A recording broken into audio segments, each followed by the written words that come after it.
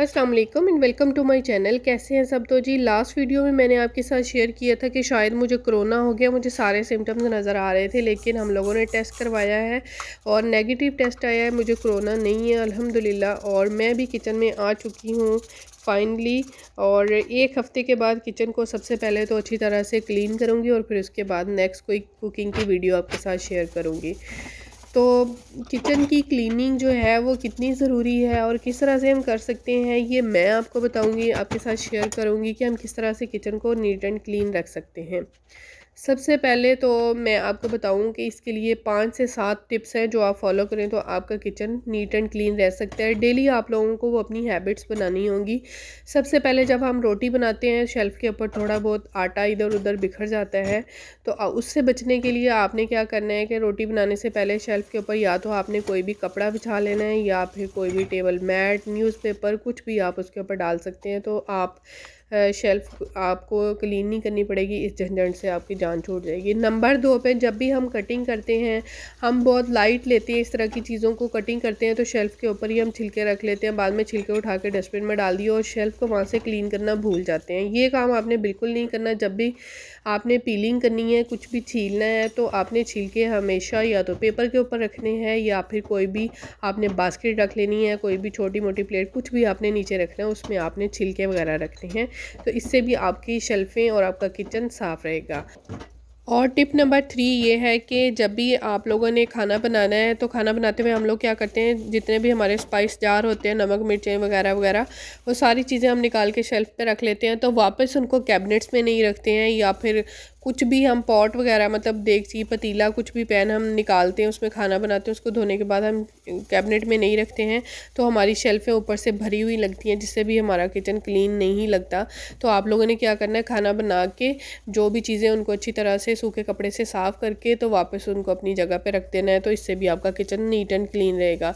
Number 4 पे है जी sink की क्लीनिंग। क्या करते हैं हम, जब खाना खा लेते हैं, बर्तन धोने होते हैं, तो हम बर्तनों को पहले क्लीन नहीं करते, डायरेक्ट हम उनको वॉश करना शुरू कर देते हैं। क्लीन करने का मतलब ये होता है कि आपने उसमें जो भी लेफ़्ट ओवर खाना होता है, जो भी बच गया होता है या कुछ मतलब जैसे चिकन अपने डस्टबिन में डाल देना है। उसके बाद आपने बर्तनों को अच्छी तरह से साफ़ करके फिर धोने के लिए रखना है सिंक में।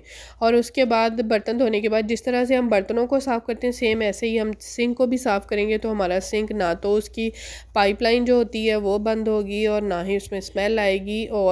और जी टिप नंबर 5 है कि आप अपने किचन कैबिनेट्स को किस तरह से क्लीन रख सकते हैं। तो जब भी हम बर्तन धो लेते हैं, उनको आपने अच्छी तरह से सुखा के, खुश्क करके, ड्राई करके फिर आप उसको कैबिनेट्स में रखें। इस तरह से ना तो कैबिनेट्स में से स्मेल आती है, ना ही कीड़े मकोड़े, चूंटियाँ और दूसरी जो चीज़ें होती हैं वो आती हैं।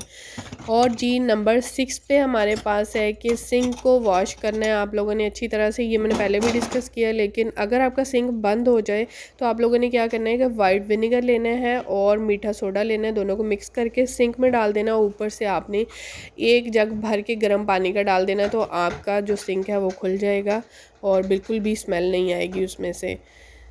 तो जी ये थी हमारे किचन क्लीनिंग के टिप्स। और ऑल्दो ये इतनी बहुत बड़ी बड़ी बातें नहीं है, छोटी छोटी सी टिप्स हैं, इन्हीं को फॉलो करेंगे तो आपका किचन नीट एंड क्लीन रहेगा। हाँ, यहाँ पर कुछ तजर्बाकार लोग भी होंगे, वो भी वीडियो देखेंगे तो उनको तो लगेगा भाई किचन का काम करना, खाना बनाना, सफाई करना बाएं हाथ का खेल है, हम तो फ़ौरन कर लेते हैं। लेकिन हर बंदा परफेक्ट नहीं होता, एक्सपर्ट नहीं होता। कुछ छोटी बच्चियाँ होती हैं जो नया नया खाना बनाना शुरू करती हैं, या जिनकी नई शादी हुई होती है, बच्चियाँ होती हैं, उनको बिल्कुल भी आइडिया नहीं होता कि हमने क्या करना है।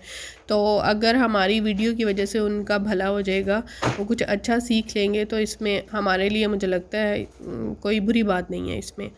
तो खैर जी, यहाँ पर मैं शेल्फ़ें क्लीन कर रही थी फटाफट से और फिर उसके बाद जो है ना, अच्छा एक बात मैं आप लोगों को बताऊँ कि हम लोगों के घर जितने मर्ज़ी बड़े हों, जो मर्ज़ी हो जाए, हम लोगों ने एक तो सेफ अलमारियों के ऊपर सामान ज़रूर रखना होता है, दूसरा किचन की कैबिनेट के ऊपर सामान ज़रूर रखना होता है। वैसे मुझे आदत नहीं है, मेरे हस्बैंड ज़रूर रखते हैं, ये डब्बे वगैरह सारे उन्होंने रखे हुए हैं। मैं उठवाती रहती हूँ, उठा लें यहाँ से, लेकिन फिर भी वो ना कोई चीज़ आती है घर में तो उसका डब्बा खोल के ऊपर ही रख देते हैं, चीज़ इस्तेमाल होनी शुरू हो जाती है। तो दूसरी बात मैंने आप लोगों को सबसे इम्पोर्टेंट टिप ये देनी थी कि क्लीनिंग तो हम कर लेते हैं, लेकिन जो क्लीनिंग वाला कपड़ा होता है उसको भी आपने क्लीन करना है। उसको आपने साबुन लगा के अच्छी तरह से धोना है, साफ़ सुथरा करना है, जर्म्स फ्री कर लेना है उसको। और अगर आप लोगों के पास किचन क्लीनिंग के लिए कोई भी स्पेशल लिक्विड नहीं है, कुछ भी आप नहीं यूज़ करते, तो आपको बाज़ार से 200-300 की बोतल मिल जाती है इजीली, आप वो वाली यूज़ कर सकते हैं। अगर आप अफोर्ड नहीं कर सकते तो आपने परेशान होकर किचन को क्लीन करना नहीं छोड़ना। उसके लिए मैं आपको बताती हूँ कि आप किस तरह से किचन को क्लीन कर सकते हैं। आपने क्या करना है, 1 कप पानी लेना है, उसमें 1 टेबल स्पून चावल खाने वाला जो चम्मच होता है वो 1 भर के आपने बर्तन धोने वाला लिक्विड उसमें डाल देना है, और साथ ही उसमें 1 छोटी चाय की चम्मच आपने मीठा सोडा डाल देना है, और 3 से 4 टेबल स्पून भर के आपने उसमें सफ़ेद सिरका, वाइट विनेगर जो होता है वो डाल के उसको हिला के अच्छी तरह से इस तरह की बोतल में डाल देना है। और फिर उसके बाद आप उसके साथ अपने किचन की अच्छी से क्लीनिंग कर सकते हैं, वो भी बहुत ही अच्छा सा एक डिग्रीसर होता है। तो अगर वीडियो अच्छी लगी तो लाइक ज़रूर करना है, चैनल पर न्यू है तो सब्सक्राइब कर दीजिए, और प्यारा सा कमेंट करें, और नेक्स्ट वीडियो किस तरह की होनी चाहिए ज़रूर बताइएगा। और वीडियो देखने के लिए आपके कीमती वक्त का बहुत बहुत शुक्रिया।